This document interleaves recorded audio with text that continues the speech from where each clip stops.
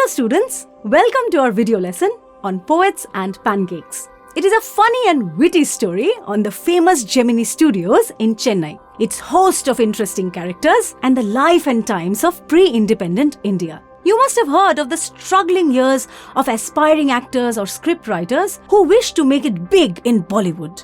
The author and narrator, Asokamitran, talks about similar struggles in Madras and the colourful film industry of the South.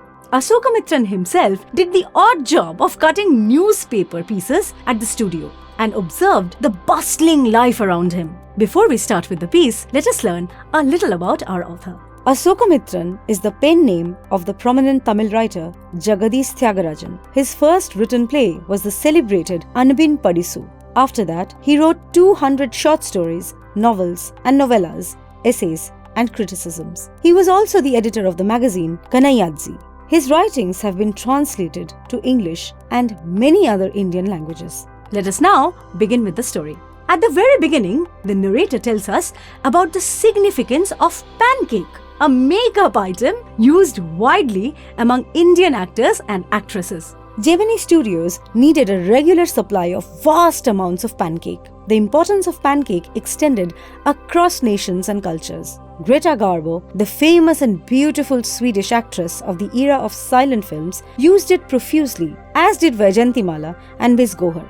However, makeup for the camera has evolved since those times, and Rati Agnihotri has never used pancake. The author next connects the history of Gemini Studios with the colonial rulers of the times. The makeup department of Gemini Studio was on the top floor of a building where Robert Clive once lived. Robert Clive was the commander-in-chief of British India who established the power and supremacy of the East Indian Company in India.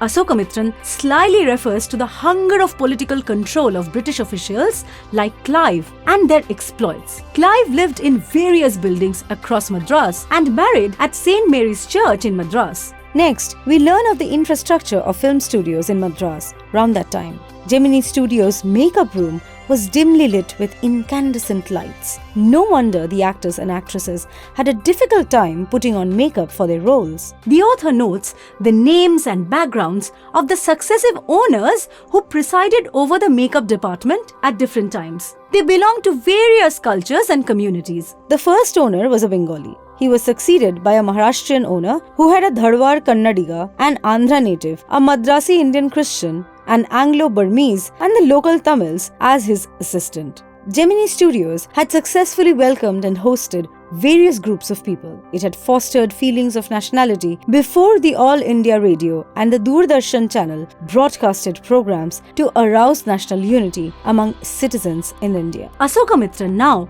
makes a ridiculous statement about pancake. Indoor shooting was the norm in his youth. Instead of turning the actors beautiful, pancake made them look awful in real life. However, in real life, they looked fantastic thanks to the pancake. Pancake, which is still used by theatre actors, closed the pores on the skin. The chief makeup man and his assistants were entrusted with the task of making the main hero and heroine, the supporting actors, and the comedian look ugly but camera ready with pancake. The office boy, who was actually in his 40s, painted the faces of the crowd on the days of crowd shooting. He had started working at Gemini Studios years ago. However, like many who aspire to be stars but get lost in the crowd, his ambitions of becoming an actor or a director or a scriptwriter or lyricist had not been fulfilled. The narrator next enters the plot of the story and describes his role in Gemini Studios. He used to sit in his cubicle, which had large French windows influenced by European architecture, and cut newspapers all day.